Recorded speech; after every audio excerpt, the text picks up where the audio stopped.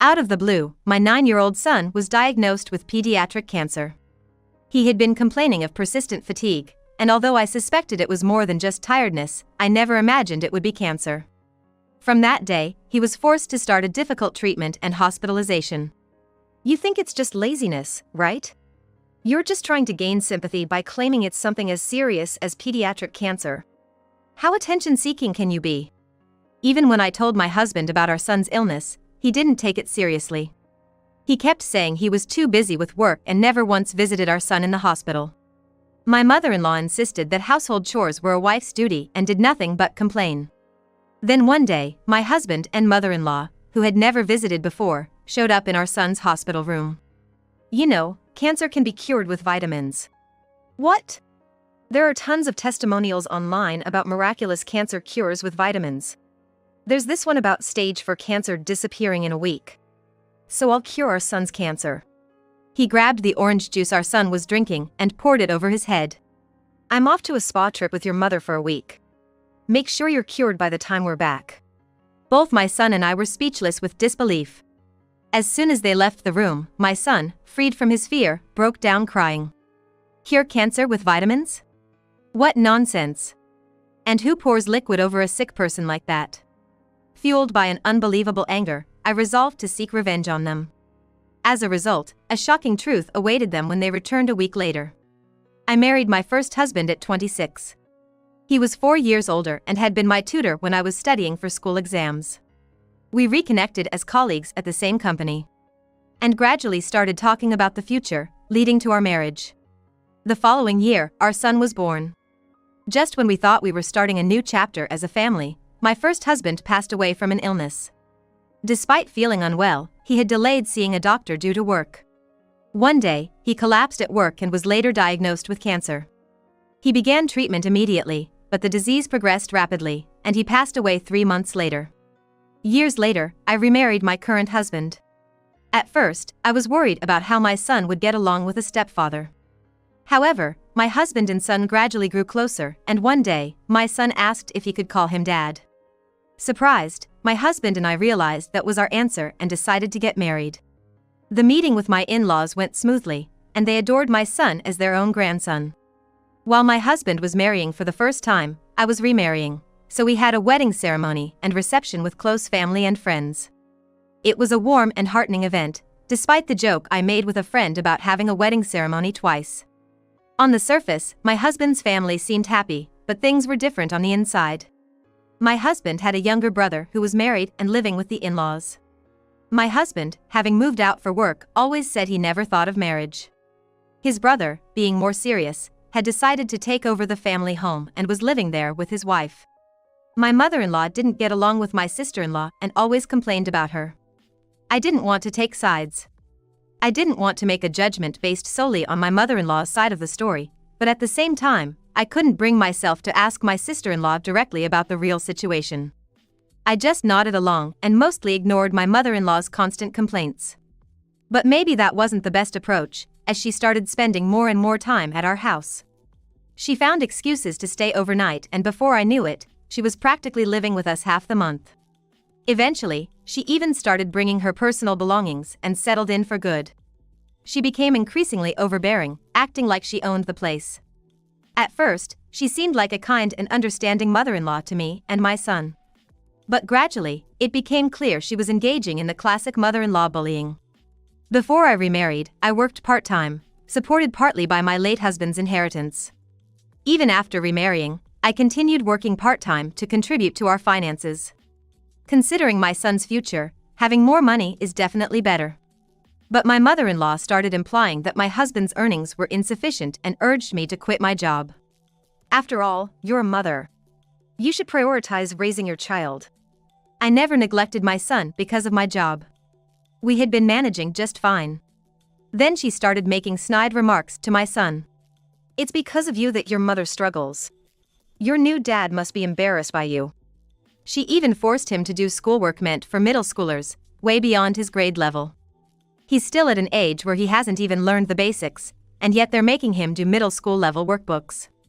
Of course, he couldn't answer a single question and ended up crying. She would take away his meals, complaining about his crying and saying, "Boys shouldn't cry so much." My son began to fear her and avoided being alone with her. What an unlovable kid. It's because he lacks a mother's love that he's not adorable. What kind of upbringing is this? She would say within earshot of my son, making him apologize to me often. It must have been heartbreaking for him to think he was the cause of my troubles. I couldn't confront her directly because she would take it out on my son. But I couldn't stay silent, considering my son's well-being. When my husband, who was often away for work, came home, I told him everything. But my husband said that his mother would never say such things and certainly wouldn't do anything terrible to the children, completely dismissing what I said. My mom would never say or do such things to a child. Are you sure you're not being too harsh on her? What? She's complained about you not doing your household duties properly. We can live on my salary alone, so focus on your household responsibilities. I was accused of forcing housework on my aging mother-in-law, something completely foreign to me. I never demanded her to do any chores. In fact, I'd never seen her lift a finger around the house. She just sat there, ordering me around. She complained about the food but never showed me how she preferred it to be cooked. I'm not a mind reader. How am I supposed to know a taste I've never experienced? I wanted to retort so many times, but always held back, fearing my son would become her target. Gradually, my husband also started to become cold and indifferent towards me and our son. Even that indifference would have been bearable if it were just that. Sometimes, he'd suddenly lose his temper as if possessed by another personality. Though he never hit us, he'd throw things, and one time something hit my son. My son was crying in pain and fear, and my husband just told him to stop crying and dragged him outside to the yard. I stood up for my son, blocking him with my body. I thought my husband would hit me, but instead, he said he was turned off by the situation and lost interest, which somehow diffused the situation. I guess he must be stressed from work. Believing he would return to his kind self once he calmed down, I decided to endure it, all the while being ready to protect my son from any harm. In the midst of these unimproving relationships with my husband and mother-in-law, my son turned 9. He loved basketball and had started attending a class for elementary school kids organized by an adult basketball team. Having something he was passionate about and less time facing my mother-in-law made him visibly happier. Then one day, he started feeling unwell.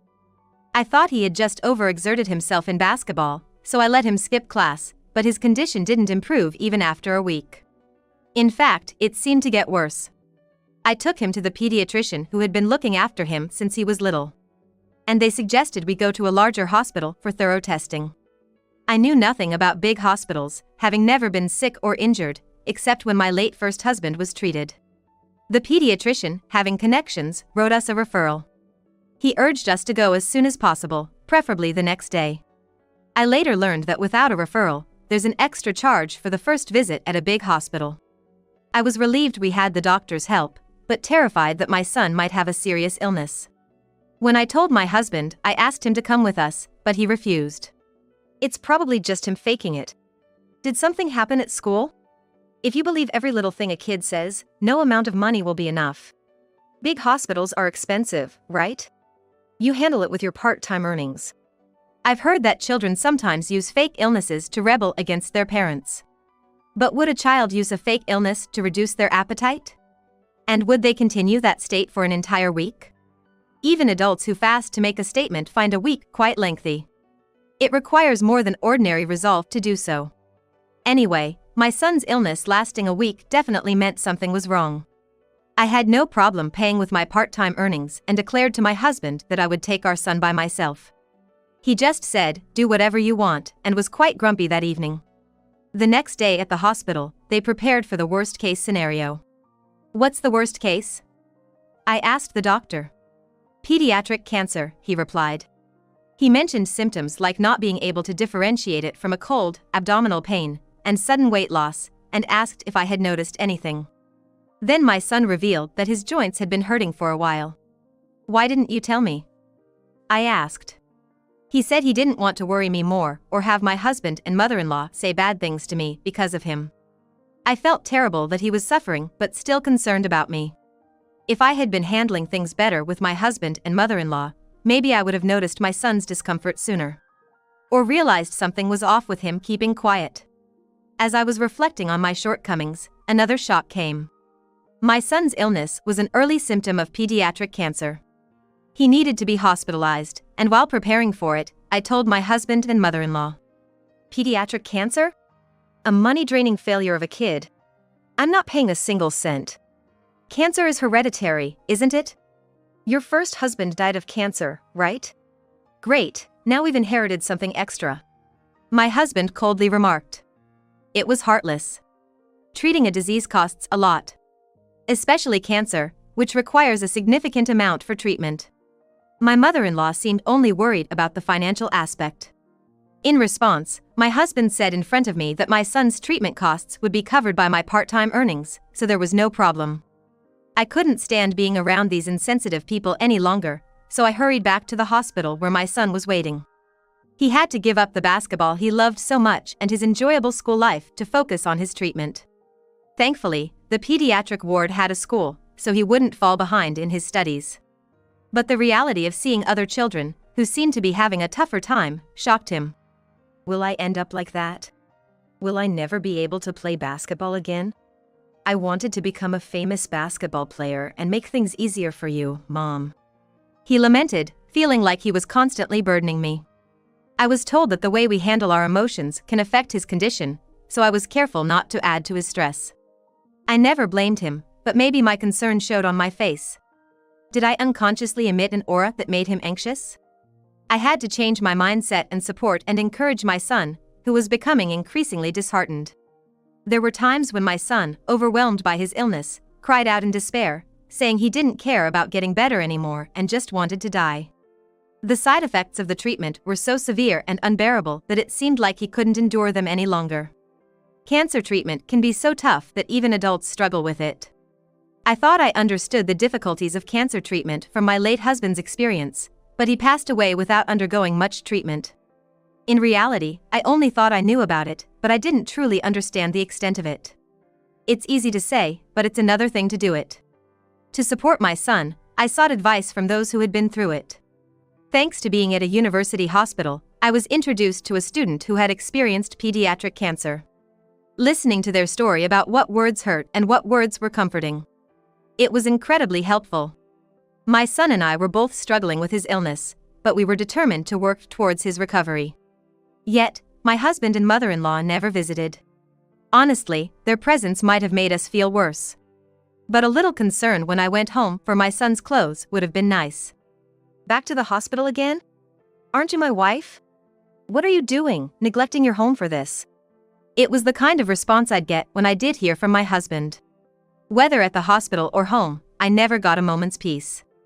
I was constantly on edge, barely holding on with sheer willpower. Amidst all this, my father-in-law was the only one who regularly visited. His concern for my son and me, along with his light-hearted conversations, allowed us to forget our harsh reality for a while. I couldn't be more grateful to him. It was also heartening to see my son, who usually looked so downcast, smile more when his grandfather was around. My father-in-law had confided in me that he had lost a close friend to cancer. And having seen the burden on the family and the struggle of his friend, he wanted to help us in any way he could. Just knowing he felt that way was enough for me. I sometimes wished that my husband and mother-in-law would show even a tenth of the compassion my father-in-law did. But expecting anything from them only led to deeper disappointment, so I stopped expecting anything at all. One day, my mother-in-law and husband, who had shown no interest in my son's fight against illness, came to his hospital room. How long do you plan to run away from home like a rebellious teenager? The house is a mess because you're not there. A wife has her duties, right? Everyone dies eventually, so just leave him be. Cancer recovery is just a matter of luck, isn't it, T? Cancer recovery, a matter of luck? Everyone dies eventually? What are they even talking about? Is that something to say in a ward full of people fighting for their lives? I was so enraged and appalled that I lost my composure. Isn't there a right time and place to say certain things? Haven't you, who have lived many times longer than my son, learned that yet? Maybe you too should get a brain scan. Sometimes a tumor in the brain can twist a person's personality. I vaguely remembered a medical drama with a similar plot. I said it confidently, hoping to scare them a bit. Are you insulting the mother who raised me? Your son's weak and cancer-ridden state is a result of your poor upbringing, right? Cancer can be instantly cured by vitamins. I read about it on the internet. So I'll cure him, my husband said, and then poured my son's orange juice over his head. It was an action so beyond my imagination that I couldn't intervene. My son and I were too shocked to react immediately and could only stand there dumbfounded. My husband and mother-in-law laughed at us, pointing their fingers. We're going on a trip. If your stupid son's illness isn't cured by the time we get back, you don't know what we might do. Remember that. Make sure you clean up the house by the time we get back from our trip. They commanded and left the room. Once they were gone, the tension broke, and my son burst into tears out of fear. Nurses rushed in upon hearing the commotion, busying themselves with cleaning and changing the sheets. My son and I had to wait in an empty room. I apologized to my son for the fact that what should have been the most comforting place, his home, had become his greatest source of fear. I regretted my naivety in thinking that reducing contact with my mother-in-law might help and apologized for the years of enduring this situation. My son, kind-hearted as always, comforted me, saying that he had endured my mother-in-law's meanness just like I had. I vowed to take such revenge on my husband and mother-in-law that they would never recover. A week after making this vow, my husband called me. Hey! Why can't I get into my own house? What kind of wife locks out her husband? Who do you think provides for you? He yelled through the phone, his voice piercing even with the volume turned down. When did that house become his? It was inherited from my late first husband. My husband suggested we start our married life in my house, saying his apartment lease was about to expire. He promised that eventually, we would get a new place, but there was never any sign of that happening. In the end, he just casually moved in without any real commitment to finding us a new home. Before I remarried, I was approached by an acquaintance of my late husband, offering to buy the house. The offer was above market value, and it was tempting. I thought we would move to a new home after marrying, and my husband might find it uncomfortable living in a house associated with my late husband. The acquaintance even offered to pay the amount I wanted for the well-located and well-designed house. However, I couldn't part with the memories of my late husband and didn't sell it. I told them we could discuss it again when the time comes. But my husband never brought up the subject of a new house, and my mother-in-law settled in as if it were the most natural thing, leading to the current situation. I suddenly remembered someone saying that memories aren't tangible things.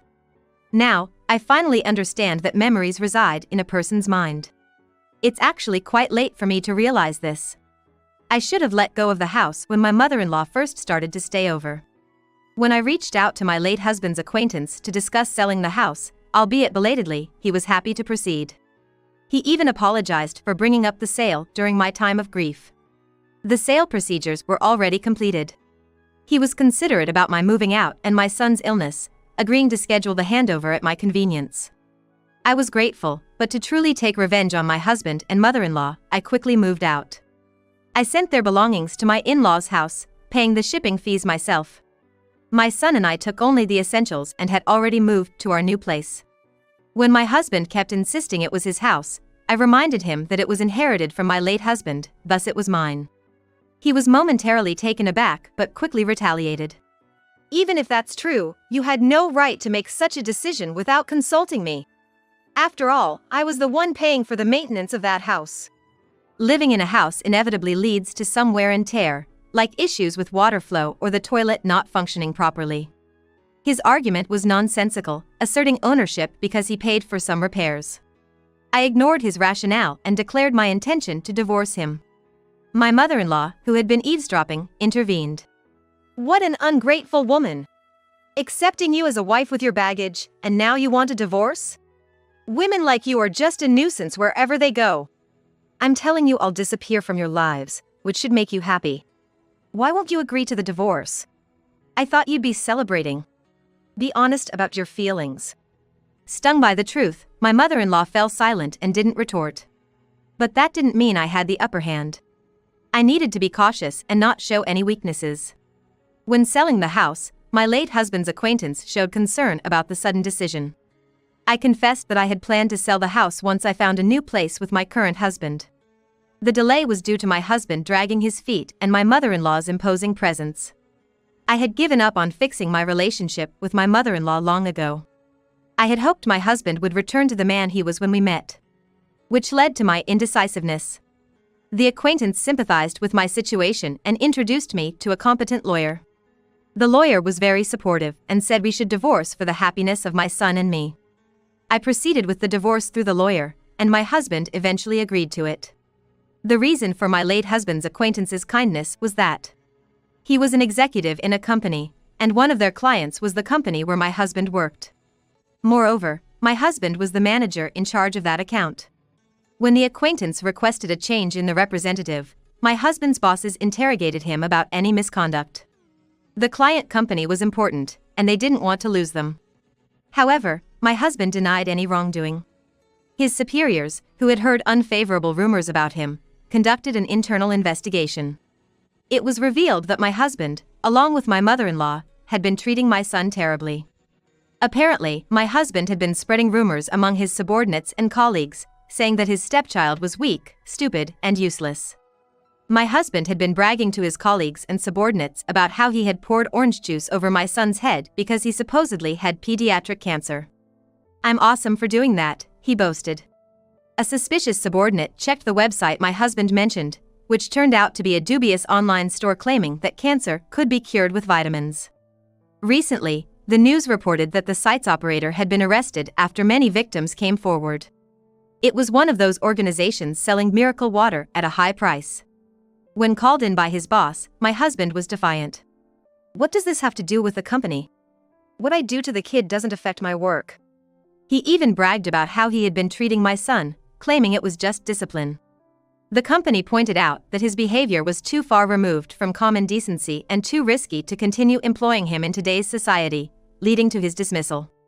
Later, my husband heard a rumor from a former subordinate that the executive of the client company knew me. In reality, the acquaintance was a friend of my late husband, but rumors often get twisted. Panicked, my husband came to me for help. Showing up at my workplace, which was nothing but a nuisance. Apparently, my late husband's acquaintance had been making things difficult for my ex-husband's re-employment. Even without the acquaintance's intervention, the reason for leaving his last job would have to be explained. Being fired usually implies a significant reason. I told my desperate husband, who had only come to me when in trouble, that he was reaping what he sowed, and sent him away. My mother-in-law returned to her marital home nonchalantly, but she no longer had a place there. When I decided to divorce my husband, I made sure to tell everything to my father-in-law, who had always been kind to my son. He was deeply hurt and outraged that even his young grandson had been targeted. Additionally, the fact that my sister-in-law had also been mistreated by her came to light, leading my father-in-law to finally lose all patience with her. When my mother-in-law returned to the house as if it were her right, my father-in-law told her they were getting a divorce. Initially reluctant, she changed her mind, thinking it better to receive alimony than to live with a disliked daughter-in-law and a disenchanted husband. However, instead of receiving alimony, she ended up being the one who had to pay it. My sister-in-law demanded compensation for the mental distress caused by her. My ex-husband, who had been staying at the house as a temporary arrangement, was also kicked out after my father-in-law discovered his cruel treatment of me and my son. My mother-in-law now lives in a cheap apartment, seemingly rotting away with my ex-husband. He struggles to find steady employment, resorting to day-to-day labor to make ends meet. My mother-in-law, having been a housewife for many years, refuses to work, leading to constant fights between the two. They blame each other, and their quarrels are so loud that they've received police warnings for noise complaints several times. In reality, both are to blame. My mother-in-law instigated the issues, and my husband was complicit by participating. Given her rotten nature, she seems likely to survive stubbornly, regardless of how low her living conditions fall. After everything was settled, my father-in-law visited my son. And I once apologized deeply for what his wife and son had done. He hoped for our future happiness and discreetly offered me some money as compensation for the trouble caused. I initially refused, but he insisted, saying he couldn't be there until my son's full recovery, so I gratefully accepted. Following the divorce, my son began to feel relieved from the fear of my mother-in-law and husband, and his mental state started stabilizing. Being able to take a positive outlook, his condition improved, as noted by his doctor. Setting goals for himself, he stopped complaining about the tough treatments. His efforts paid off, and he was granted temporary discharge from the hospital. If there are no issues, we can gradually return to normal life while continuing the treatment. Soon, his condition becomes more stable. Though there are restrictions, he can start attending school again. He might still need occasional hospitalization, but it's no longer for extended periods like before. My son is setting goals for himself, like things he wants to do and foods he wants to eat once he's discharged and after the treatment ends, all aiming towards complete recovery. The school has been understanding about his illness, and many students are genuinely kind to him, which gives me peace of mind when sending him off to school. I feel relieved and happy seeing him slowly but surely showing signs of recovery. Moving forward, I am determined to work hand in hand with my son to grasp even greater happiness.